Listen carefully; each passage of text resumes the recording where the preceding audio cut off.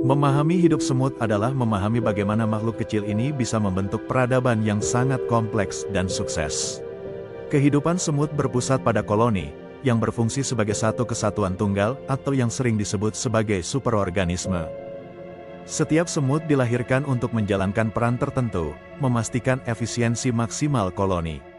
Ratu hanya bertugas bereproduksi, menjadi pusat genetik koloni. Pekerja melakukan semua pekerjaan lain mencari makan, merawat telur, larva, membangun sarang, dan pertahanan.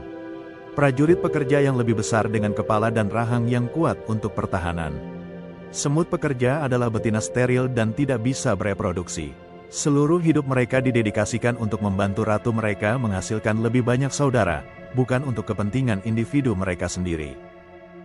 Koloni semut tidak terbentuk dalam sehari. Semua dimulai dari satu sosok penting, Ratu Semut. Koloni baru dimulai setelah peristiwa yang dikenal sebagai penerbangan kawin, nuptial flight.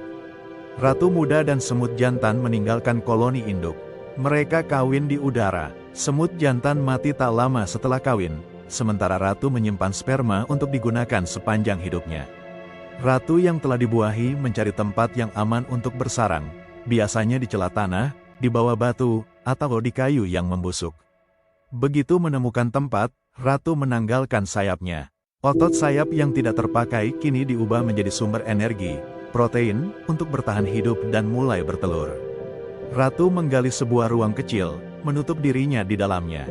Ia mulai bertelur. Selama fase ini, ratu tidak makan dan mengandalkan cadangan energi tubuhnya. Setelah telur menetas menjadi larva, ratu merawat dan memberi makan mereka dari air liur yang dihasilkan dari protein otot sayapnya yang terdegradasi. Keturunan pertama ini adalah pekerja minor yang kecil dan lemah, tetapi mereka adalah kunci masa depan koloni.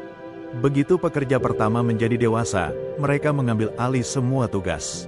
Pekerja minor yang baru lahir ini segera membuka sumbatan ruang pertama dan mulai mencari makanan untuk ratu dan keturunan baru yang akan datang.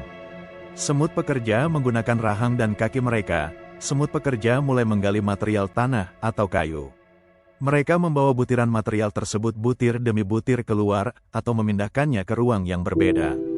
Semut menggunakan feromon saat menggali, membantu mereka berkomunikasi mengenai arah penggalian yang efisien dan kondisi ruang yang ideal. Seiring pertumbuhan populasi, kebutuhan akan ruang khusus meningkat, dan sarang menjadi lebih kompleks. Semut membangun ruang-ruang terpisah yang dihubungkan oleh terowongan. Ruang pembibitan, kamar yang diposisikan di kedalaman yang tepat untuk menjaga suhu dan kelembaban yang optimal untuk telur dan larva. Ruang penyimpanan makanan, untuk menyimpan biji-bijian atau makanan padat yang dibawa pulang. Area di luar atau jauh dari sarang menjadi tempat sampah dan semut mati dibuang untuk menjaga sanitasi sarang. Semut secara aktif memindahkan tanah untuk menciptakan saluran ventilasi dan drainase, memastikan sarang tidak tergenang air saat hujan lebat. Hingga akhirnya, koloni mencapai masa kejayaan. Ratu menghasilkan semut jantan dan calon ratu baru. Suatu hari, mereka akan terbang keluar, mengulangi siklus yang sama, memulai kehidupan baru, dan membangun kerajaan kecil mereka sendiri.